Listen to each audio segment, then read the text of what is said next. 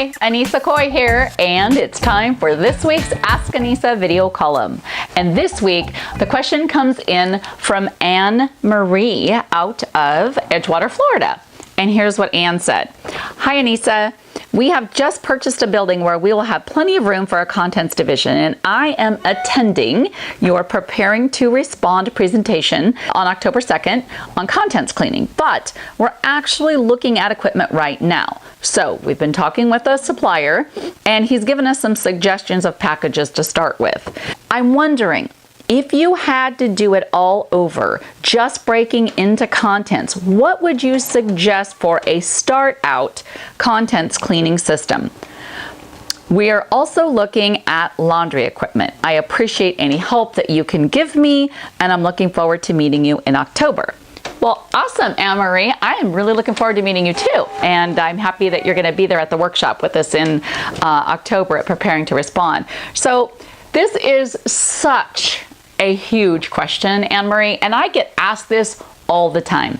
So I have some very different feelings on this topic, and I'm just gonna do like I always do on my videos. I'm gonna be real with you and share it like I see it. I'm definitely not for having someone who is just getting started in contents to run out there and call up a supplier and get a package all put together for them where they go drop $40, $50, even $60,000 on setting up their contents division. I've seen that done several times, but it's something I'm actually going to warn you against, okay? It doesn't take that much money and equipment to get started. Honestly, you can create your own drying room. You don't have to purchase a drying chamber. You can build one out very easily and inexpensively with a dehumidifier and air movers in your own building. The biggest thing that you need is an ultrasonic machine. It's going to be the single biggest purchase cost of equipment that you're going to have to start a contents division. And I absolutely would tell anybody getting into content, you got to have one. I know there are some companies out there that don't use it and do contents. I quite frankly don't understand how they get by with that. So to me, that is a real must-have. The other must-have, in my opinion, is a hydroxyl machine. I don't like ozone. Hydroxyl deodorizes beautifully, and it's way safer and way less caustic than an ozone machine is. Now, back in the day when hydroxyl wasn't that big out there, I used ozone because it's what we had, but I didn't like it. So my recommendation would be not to go with an ozone machine, but to go with a hydroxyl machine, okay? The other thing is, you know, look, having everything state of the art, all of that, that's great. And I would suggest that maybe you work towards that. But when you're first starting out in contents, until you build yourself, it's the same thing when we started in a restoration period, right? You don't go out and drop 100 grand on drying equipment. You don't go out and drop 50 grand on drying equipment. I know a lot of people in the industry, including yours truly, who got into it with, 9, 10 air movers and 2 dehus and some meters, okay? So take it easy on that initial investment, I always feel like. Another thing that you can do is having stainless steel tables. Yes, that's great. Is it totally necessary in your contents division? No. You can do it with a lesser expensive counters and tabletops that you set up and still have them be clean and contaminant free, that sort of thing. However, if you want to go to the stainless steel, you can also buy stainless steel tables outright. The same thing with the double and triple sinks. Yes, you need things like double and triple sinks to set up, but again, you can go out and buy them even from a restaurant supply place and get them at a very fair price, okay? So I hope that helped answer your question, Anne-Marie, a bit. I think the most important thing is to have your ultrasonic machine for sure. And that one, I'm about going to the almost largest size. I think there's 4 sizes, and the one I always like to use is the one that's second from the largest. I can't remember the size of it now to save my life while I'm doing this video, of course. But it's a nice size. You can fit a lot in it, and yet you've got the baskets to drop the smaller stuff and whatnot. So that ultrasonic machine is very important. Price range depends. If you're going to buy new, you're going to be looking at probably $15,000 to $16,000, depending on the machine or the company you buy them from. And there are several good ultrasonic companies out there, by the way. I just want to throw that out there. However, you can sometimes find them slightly used or, secondhand. If you do that, I want to give you a big warning here.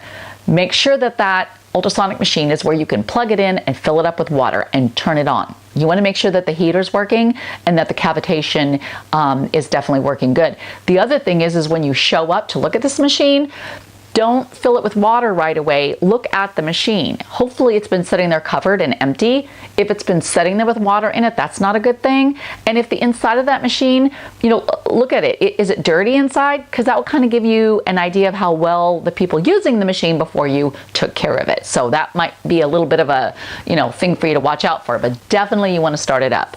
So the second most expensive thing, again, is going to be deodorizing, whether you again, I'm recommending the hydroxyl, and it's not nearly as expensive as the ultrasonic machine, but it definitely is probably your second most expensive piece of equipment that you're going to have. And then, of course, I use HEPA air scrubbers. I've got a couple of those.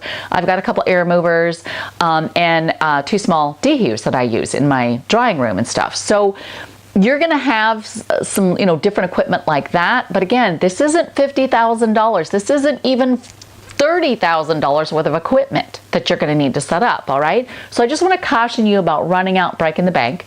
You also mentioned, Anne Marie, that you're looking at getting into, let me see, you said, we're also looking at laundry equipment. So I know the Esporta machine's amazing. I've heard nothing but wonderful about them, but I also believe they're like $60,000, $70,000. So again, I would tell you, don't jump out there and go grab that right away, okay? Start out with smaller machines, maybe getting yourself a couple of commercial machines. I know it's not an Esporta, but what if you got a couple of commercial washers and dryers that you could do start with the basic laundry. Of course, sending out your specialty things like leathers and furs and your dry cleaning, okay? And just like I said, getting into it, in my opinion, as debt-free as possible is always great. And, the less money up out front is good. Get yourself established in your contents division, see that money rolling in, and then you can reinvest it in your contents division and grow at a real healthy pace. All right, well, I know that was kind of a lengthy answer, but it is one that I get asked a lot, and it's one I feel pretty passionate about. I just don't want to see y'all run out there and, go $60,000, $70,000, $100,000 in debt opening up a contents division when it is not necessary, okay? All right, well, I hope you found this answer helpful, Emery. I'm so excited to meet you in October, and for all of you who maybe aren't aware, definitely I want you to go to preparingtorespond.com and go check out the event that we're doing in October with the pre-workshop about contents and how to handle them in cat loss situations, and we're just doing some really great stuff in Florida, Palm Harbor, at the Innisbrook Resort, which is incredible. Check out that event because it's going to be really awesome, and it's the only one in the industry like that, and I would love to see you in Florida in October. Till then, you have a great day.